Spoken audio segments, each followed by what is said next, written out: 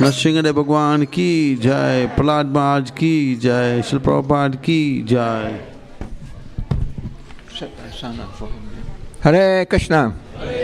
Okay, so welcome to Bhaktivedanta Manor, everyone. We just have a couple of announcements to make before you go for prasad. So right now in the temple room here, they're going to have a Bhagavad Gita class. Srinivas Prabhu, he's a resident sadhu here for more than 30 years, so he'll be giving the Bhagavad Gita class. If you want to stay for that, it'll be very, very nice because he has a lot of very nice realizations to share. The prasadam they'll be serving till 2 o'clock, so you'll have another hour, they won't run out. Also, on the 28th of December, in the Haveli, we have a very special festival this year. It's called the Gita Jayanti Yagya Festival. And Keshav Swami, Keshav Maharaj, he's going to be doing the chapter summaries. We're going to have a big Havan Yagya, and they're going to recite all 700 verses of the Bhagavad Gita. So some of you, who's been to Gita Jayanti before, put your hand up. Yeah, quite a few of you you've been. Okay, you've been a lot of times. Yeah, excellent, you've been, yeah. So it's a really amazing function because it's quite a few hours, but we do give you a break a few times in between to stretch your legs. But it's so absorbing. In Sanskrit, the verses of Bhagavad Gita, what Lord Krishna has spoken to Arjuna, are chanted, and the atmosphere is so powerful. So if you get opportunity, please come. We have these leaflets here at the reception, and there's a Gita Jayanti display there. To become a Yajman, to get entry to that festival, you have to sponsor 5 Bhagavad Gitas. And those Bhagavad Gitas we can give to you, or you can leave them with the temple, and we'll give them to schools and colleges and hospitals. We put in hotel rooms and in prisons, you know. Like one man, I said to him, take some Gitas and give them to your friends. So he said, well, I don't have any friends. I said, okay, give it to your enemies then. And they said, well, they might not be your enemies for long. Yeah. So anyway, there's a nice opportunity to attend the Gita Jayanti festival and also to share the knowledge of Bhagavad Gita. So if you have an opportunity, you can take a leaflet and fill it out. Or you can also connect online. Many people will be watching online from their home. So thank you very much. So now Gita class is here, and then the next Aarti will be at 4:20. Prasadam will be served for the next hour, so there's no need to rush. Thank you very much. And well done for braving it in the storm to get here to the temple. So, many people, they looked out the window, and they thought, oh, it's windy and it's wet and stormy. I'll just sit beside the radiator at home. But they're not as blissful and happy as all of you lot who did some tapasya, did some austerity, and you braved the storm to get here to be in the kirtan and glorify the lordships and get blessings. So Bhagavad Gita teaches us how to navigate the storms of life, you know. Yeah, because there's so many ups and downs in life. The Bhagavad Gita teaches us how to navigate those storms. So Srinivas Prabhu now is going to give a talk on the Gita. Thank you so much. Hare Krishna.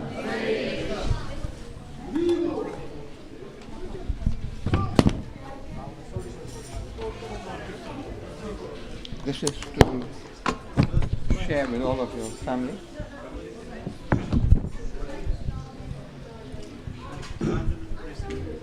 Hare Krishna.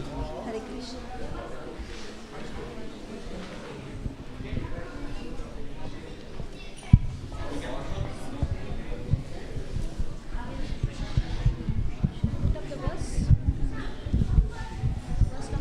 It's 27, 227. 227.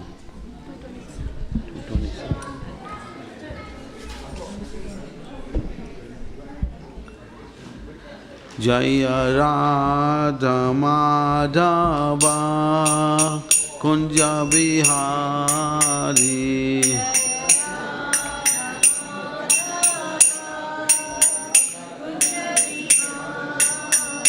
Jaya Radha Madhava Kunja Bihari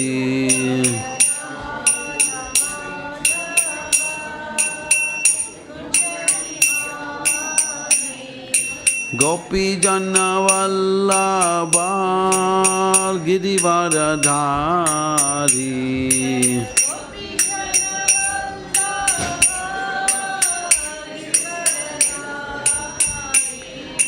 Gopi Jana Vallabha Girivardhari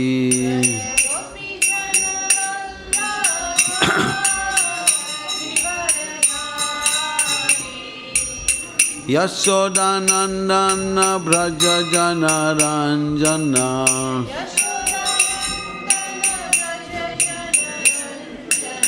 Yashodanandana Braja Jana Ranjana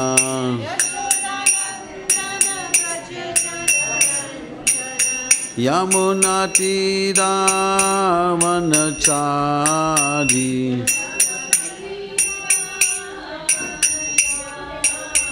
Yamuna Tira Vanachari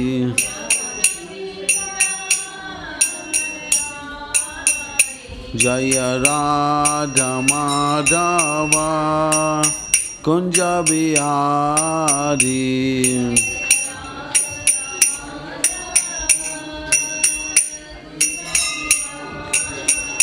Jaya Radha Madhava Kunja Bihari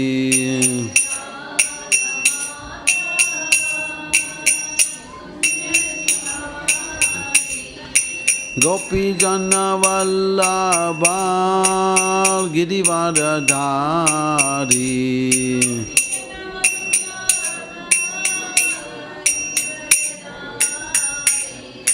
Gopi Jana Vallabha Girivardhari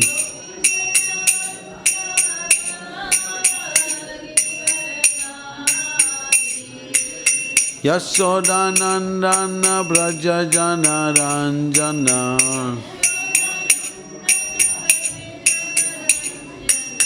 Yashodanandana Braja Jana Ranjana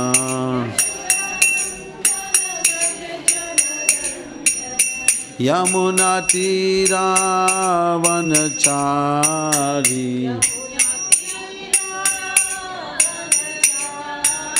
Yamuna Tira Vanachari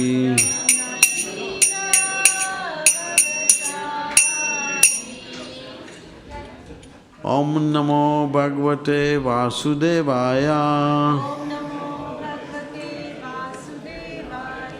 Om Namo Bhagavate Vasudevaya Om Namo Bhagavate Vasudevaya. So today I'm reading from chapter 2, text number 27, contents of the Gita summarized. Jatasya hi dhruva mityu dhruvam janma mityu sascha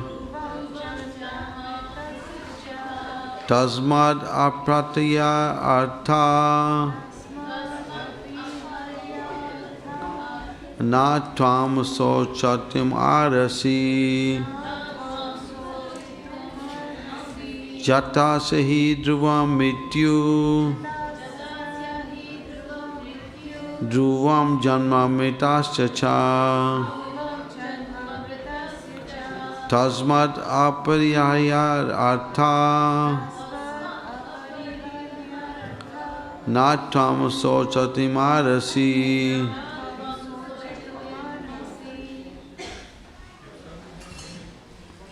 Anyone want to try?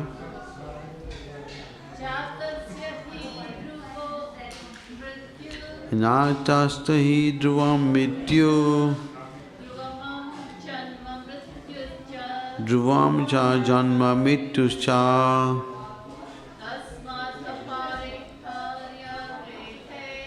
Tasmad apartya arte na tam sochatamyarasi.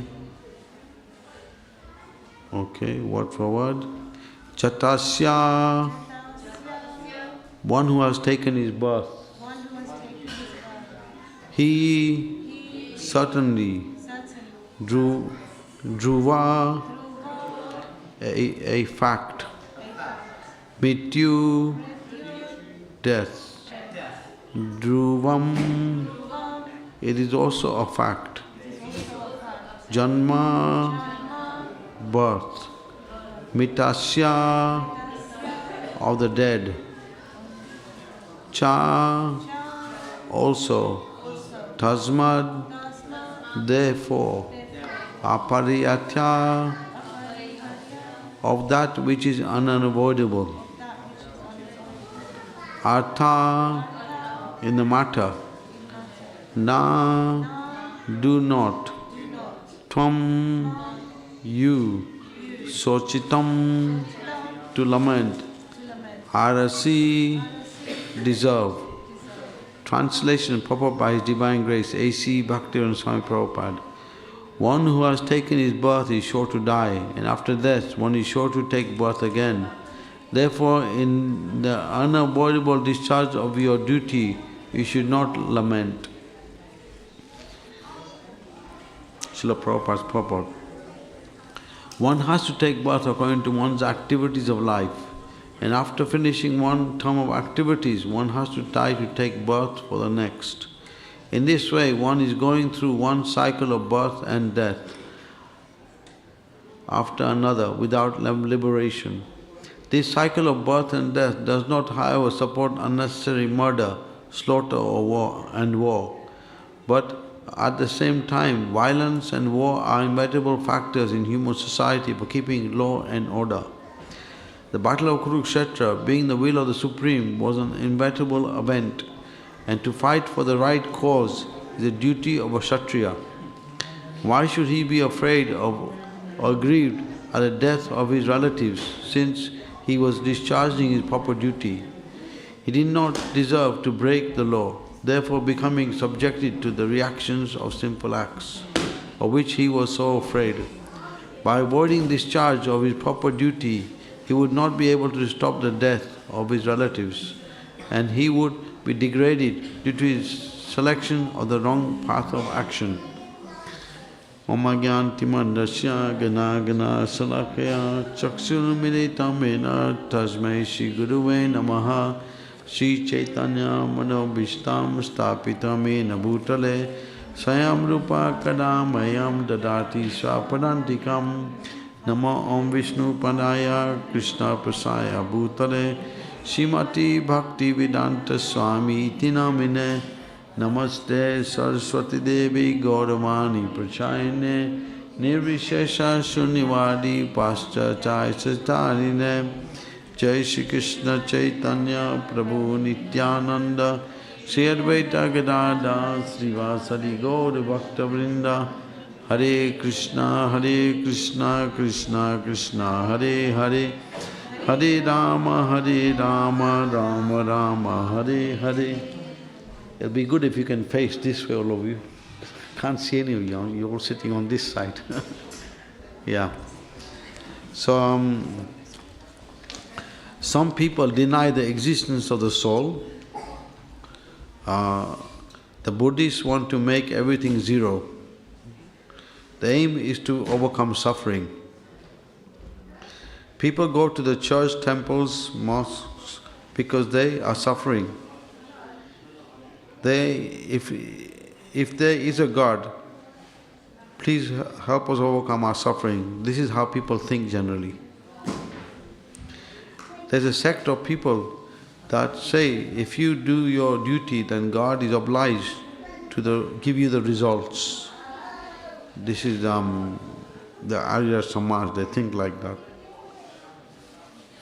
But all these classes of people are not considering about approaching Krishna with devotion. Even if someone tries to be a good person, but because of being in the material world, one will get influenced by the modes of nature. So the modes of nature, goodness, passion, ignorance, they're always going up and down, so they influence us in different ways. And the other thing is, because the person who is not approaching Krishna, he's trying to be a good person, he's affected by the material energy. So at some point he'll be forced to act sinfully. Um,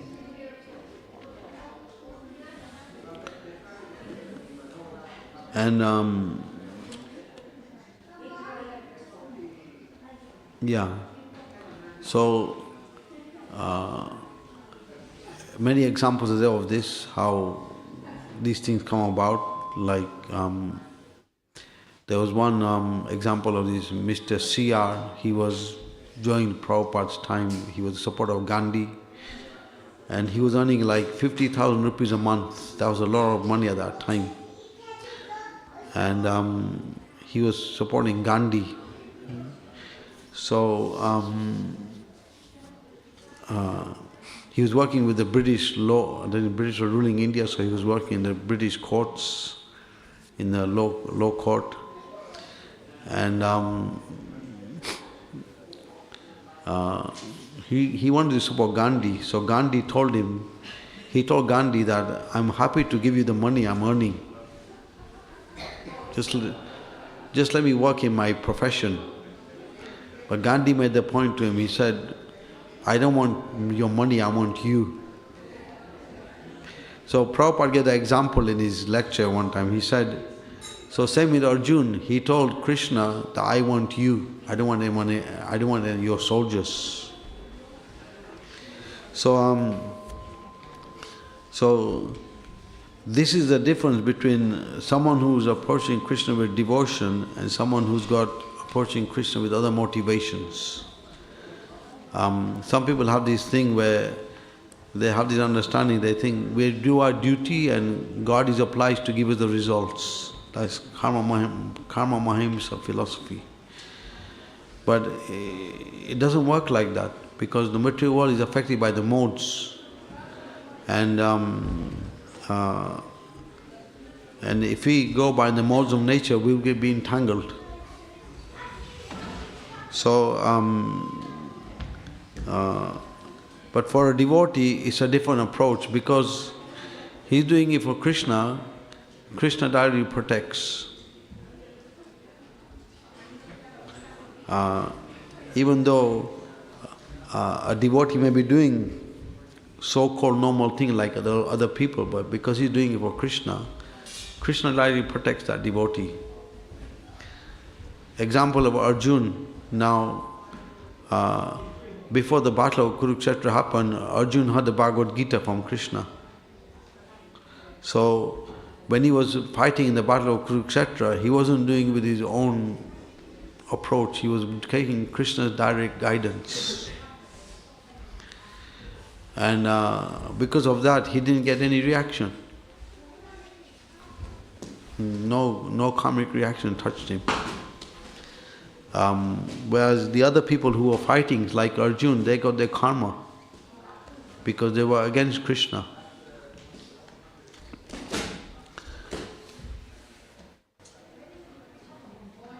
So the understanding goes that Krishna spoke the Bhagavad Gita to actually help all the jivas in the universe to understand that they are not the body, that he's part and parcel. So that's the ultimate morality, to understand you're not the body, that you're part and parcel of Krishna and you have to surrender to Krishna. But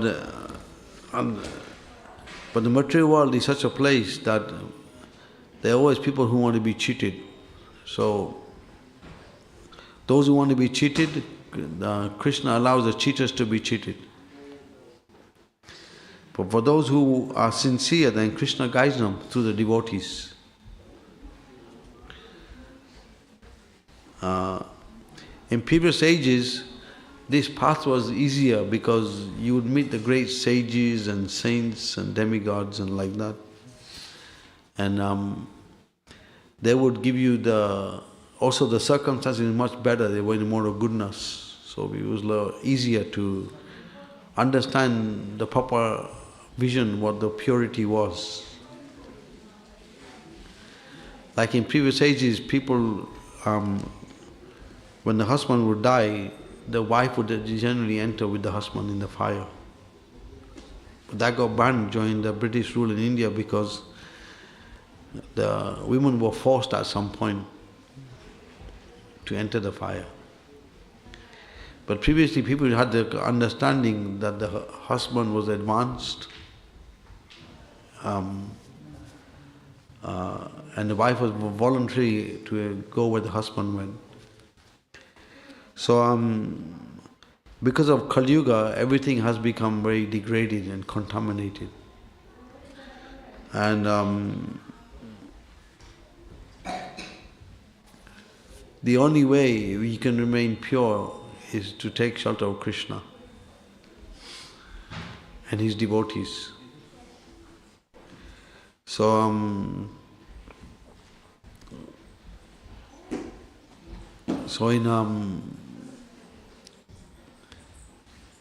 it says in the 11th canto of Srimad Bhagavatam that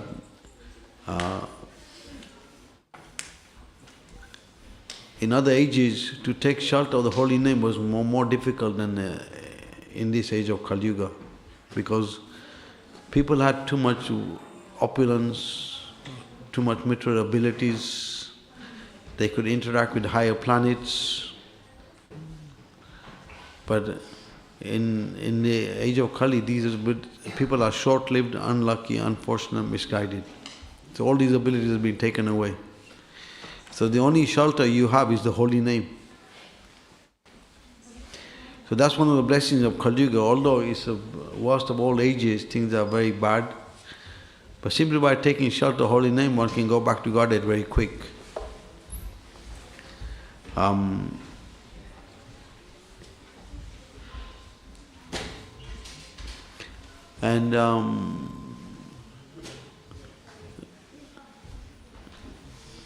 So when we speak about Krishna, Krishna is not alone. Just like when you speak about a government or a king or a government is not alone. They're with his ministers, associates. So when you speak about Krishna, Krishna is with his devotees, associates, like that.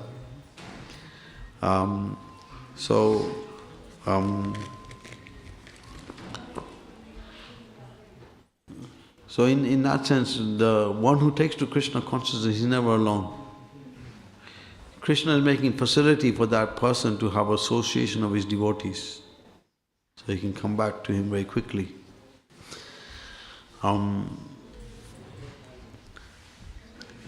The only thing we have to be is sincere and serious, because it says out of many millions, only one understands he's not the body. And out of many thousands, only one understands who is Krishna. Because in the material world, everyone is identifying with matter very strongly. And because of identification with matter, ignorance takes over. And because of Kali Yuga, the ignorance is much stronger than in previous ages. But at the same time, if we become serious in our practice of Krishna consciousness, then the ignorance will not affect us. This is also Lord Chaitanya's mercy, that he's giving it very easy to everybody. So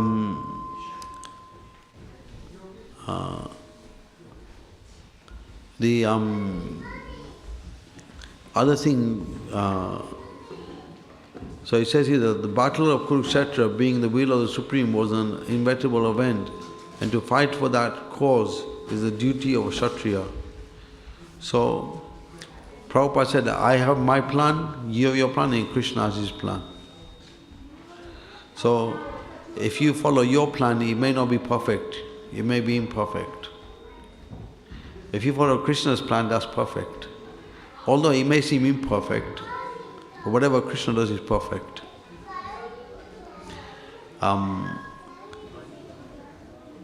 And the example of that is in the Battle of Kurukshetra. Krishna told Yudhishthira to tell a lie to Dronacharya. Because Dronacharya, he was killing the armies like anything, the Pandava armies. So Krishna came to a conclusion that the only way we can stop Dronacharya is to tell him a lie that his son Ashwatthama is dead. So Yudhishthira was into morality, so he never told a lie in his life. So Krishna told him, you tell this lie, because Dronacharya had faith in Yudhishthira that he would never tell a lie. But Yudhishthira hesitated to tell his lie, and because of that, his chariot touched the ground, and also he had to see hell. So that's an example to show how if we don't follow Krishna's instructions, then complications on the material world will be there. And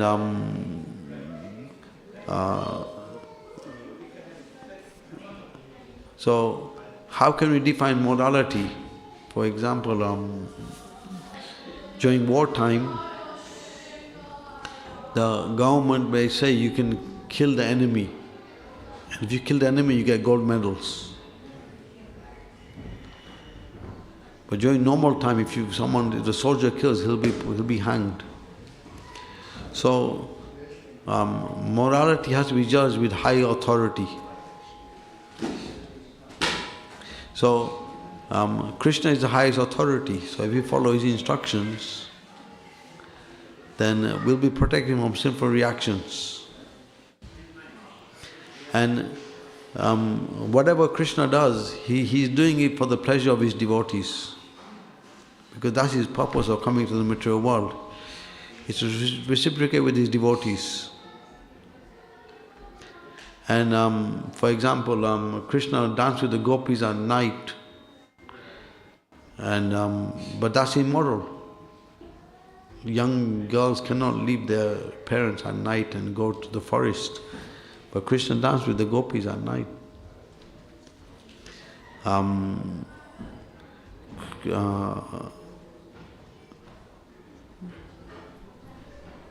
also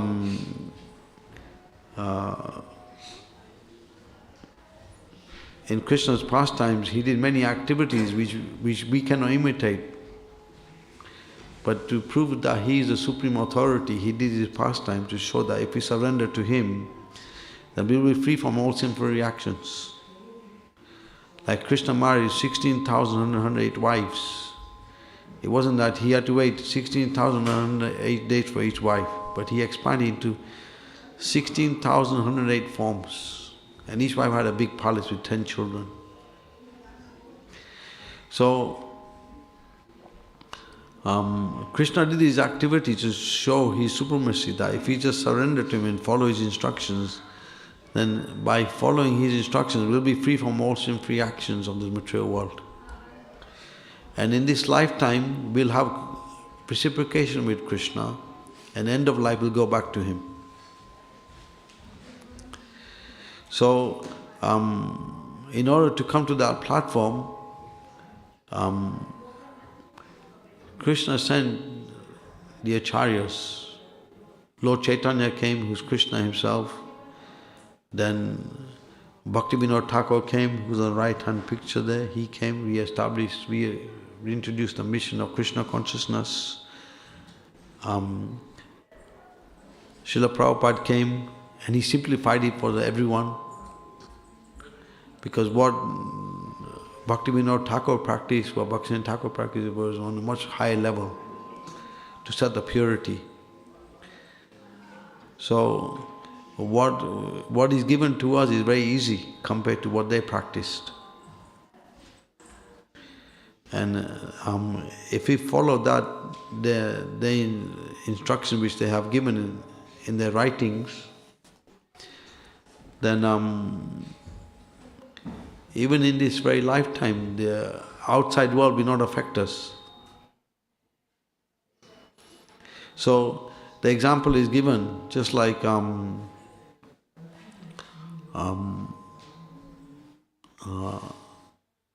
for Krishna, whether he lives in the material world or the spiritual world, it doesn't make any difference for him. So the example is given, just like a hog or a dog. Krishna is in the heart, he's in the heart of a hog and a dog. But that doesn't mean that he's contaminated. He's living in his Vaikuntha bubble. So same for us, if we contact Krishna through the holy name and we serve the devotees, then we enter that spiritual bubble. So the outside world will not affect us. So that initially it requires some understanding. So that's why Srila Prabhupada said, if the devotees read my books 1 or 2 hours every day, and they discuss, then the understanding about who is Krishna will come. And then taking to the chanting of the holy name, the purification will come. And by that connection with Krishna, the weakness of this material world will not affect us in time. So, knowledge is compared to fire. Fire burns up ignorance. So, if you have knowledge, it burns up all the ignorance. And there have been many examples of devotees who have taken to this path of Krishna consciousness, how they've achieved perfection.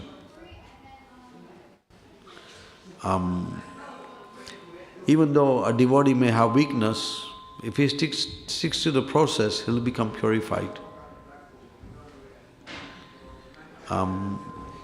Example can be even like the sun. The sun is, with his sun rays, is getting water from all different kinds of places, from urine and stool, but the sun is not affected by that.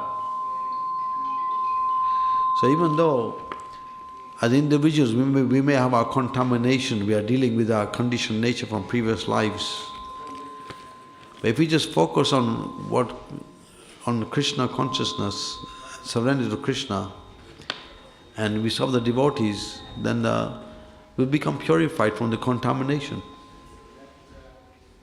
And in this very life we'll have that reciprocation with Krishna, and end of life we'll go back to Him. So we have to learn to become simple-hearted. This is the process. For those who are simple, it becomes easy. And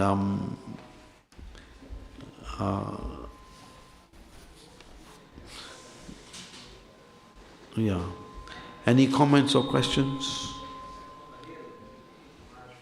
You said about the modes of material nature, and if we sin for no so if we do sin, we have sinful things in our heart. If that's to do with material nature, that's not directly our fault, correct? Because you said that the three modes of material nature will affect us.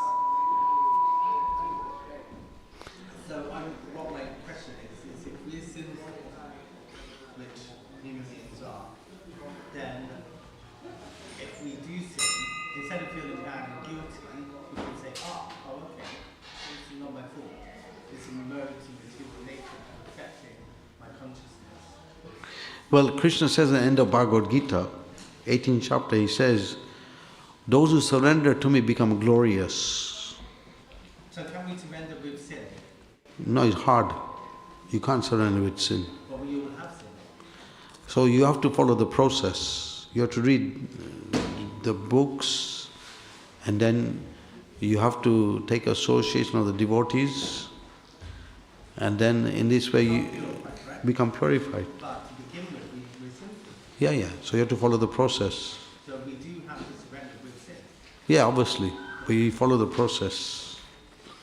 And to gaining the higher knowledge, higher taste, and Prabhupada says if you do, even if someone is finding it difficult, he's weak, but if he still continues standing 16 rounds, eventually he gets spiritual strength to overcome the weakness.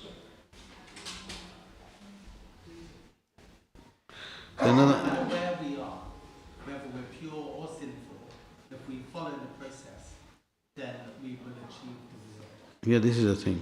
That if you follow the process, then by the mercy of the holy name and the devotees, you'll be able to overcome your sinful weaknesses, and then the contamination will disappear.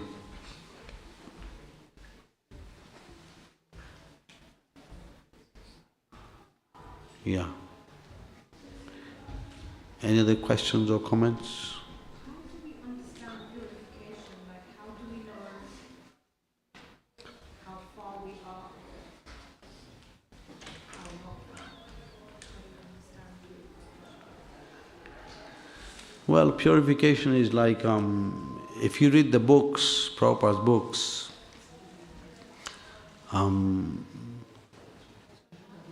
you see how Prabhupada is emphasizing many times, you're not the body, we are spirit soul. He emphasizes that. And another thing, emphasis is given in take good association. Whoever you associate with, you'll become like, isn't it? So, and then from that you can understand how much are you practicing the process. Like Prabhupada gave 16 rounds minimum. So are you increasing your chanting? Are you maintaining the chanting? That's 16 rounds. Even if you're maintaining, Prabhupada said that's a good thing. In time, the purification will increase in time. So you have to judge by that.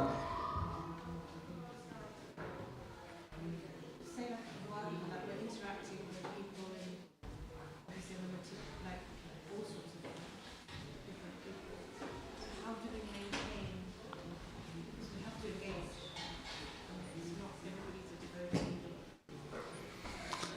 But see, the thing is, with a situation like that, you do your duty, but you don't give your heart to the people.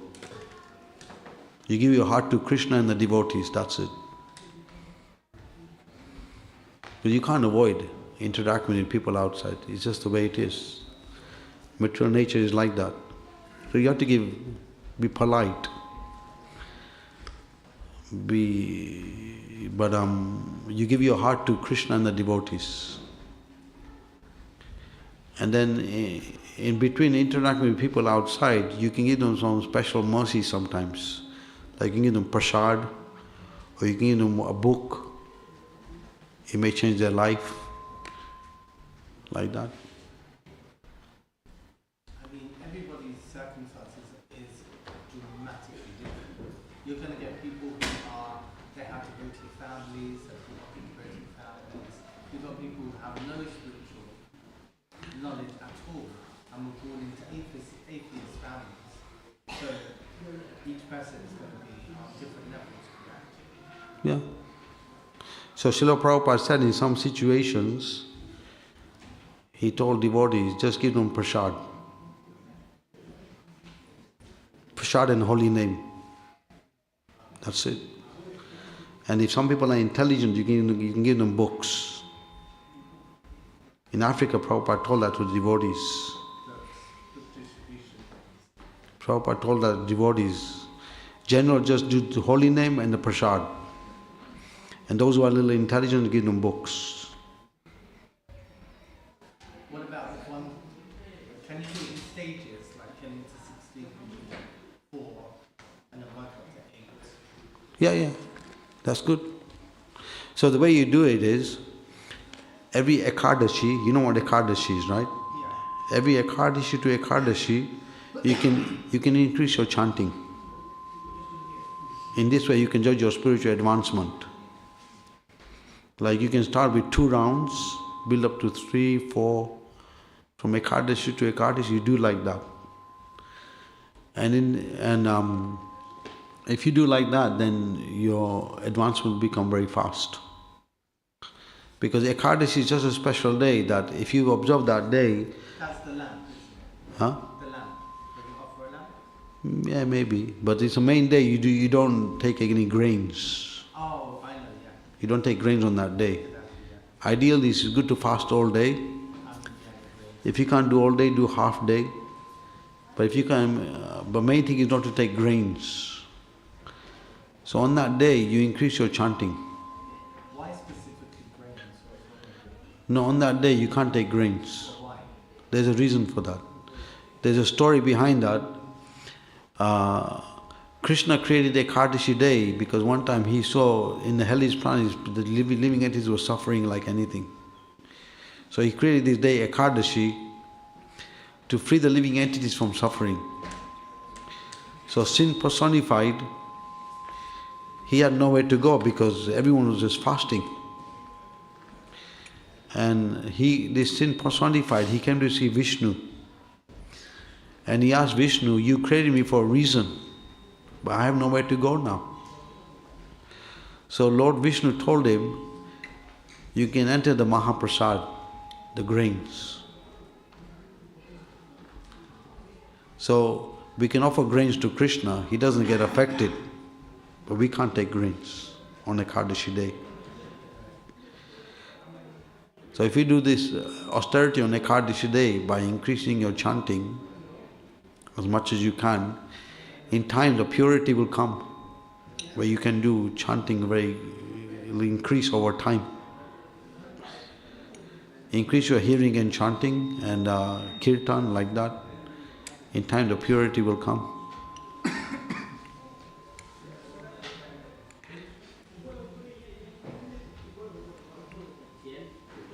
Yeah.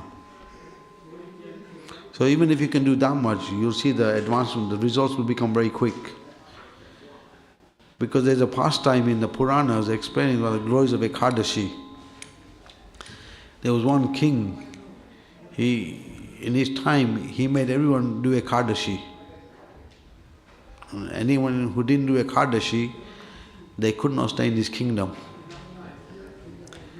So everyone started doing Ekadashi, and because they're doing Ekadashi, no one went to the hellish planets. So Yamaraj became unemployed. He had no work. So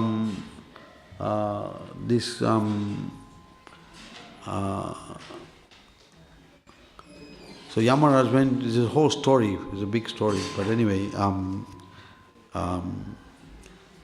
Yamaraj went to see Lord Brahma. Lord Brahma is the creator of the universe, and asked him what to do now. So Brahma created a woman called Mohini. She was the most beautiful woman, and her purpose was to break Ekadashi.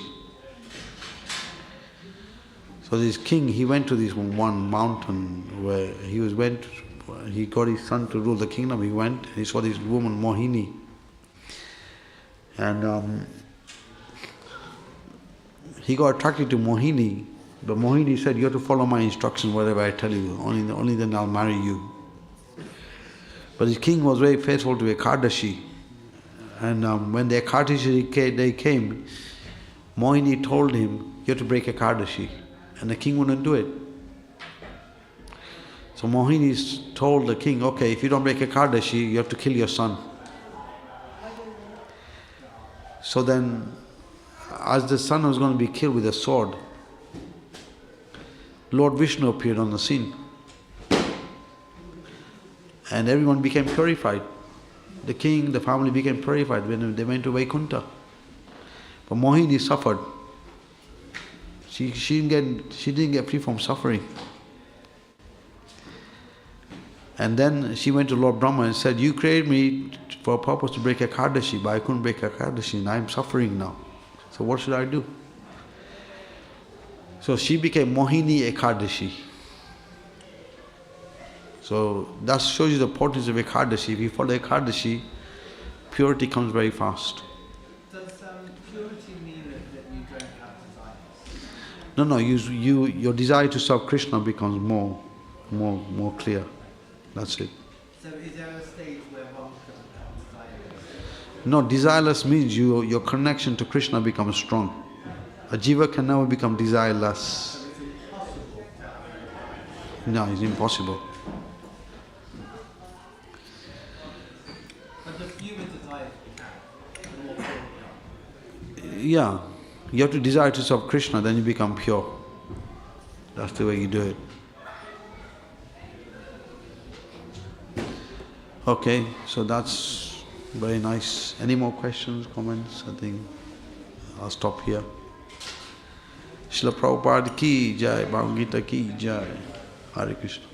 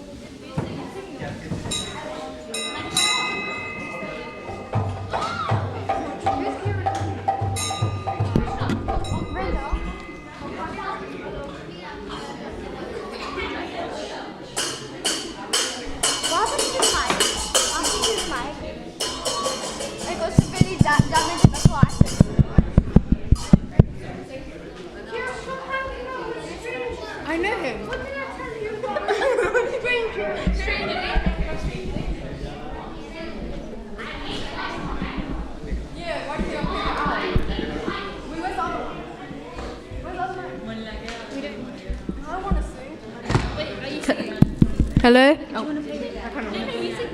But too much. Yes, sir. Can you not? Krishna. Okay, someone play this. I'll go cartels. Someone. Someone records.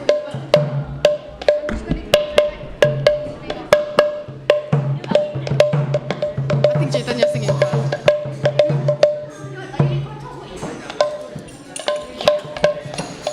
Krishna?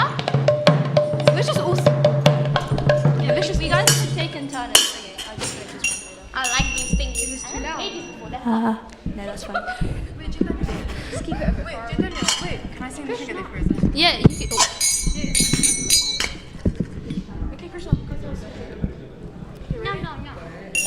Oh, that's good. Oh, these are all. Can someone play this? Can you guess the song? It works. Rinda, come here. Yeah. Oh.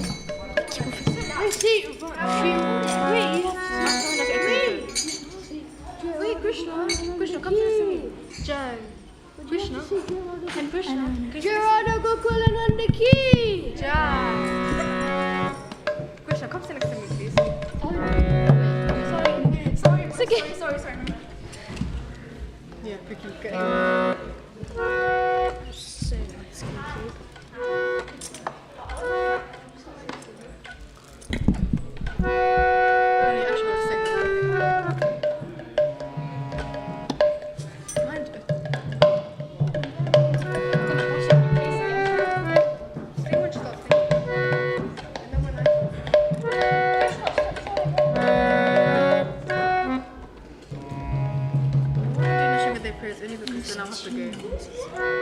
It's so high anyway, so it's fine.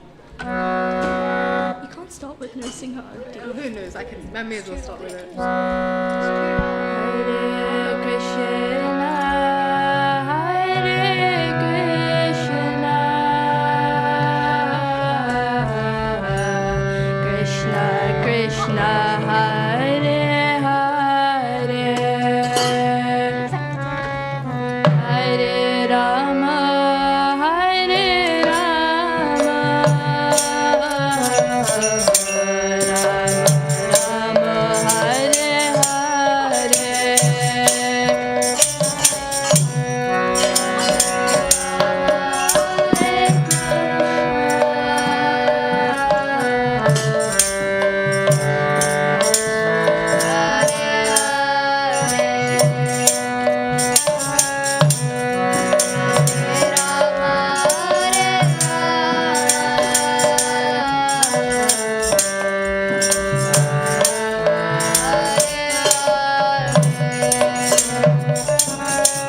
Hare Krishna, Hare Krishna, Krishna Krishna, Hare Hare, Hare Rama, Hare Rama, Rama Rama, Hare Hare. Hare Krishna,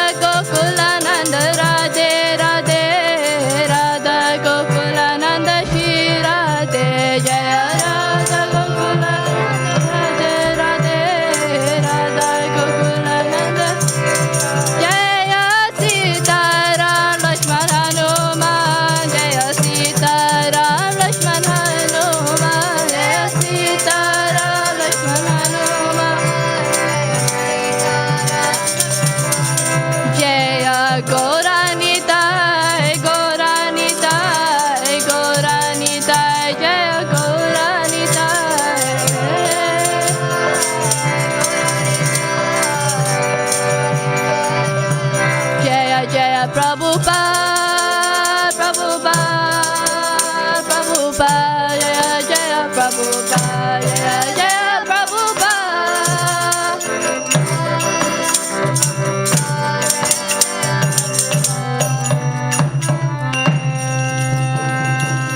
Jai Gora Premanande,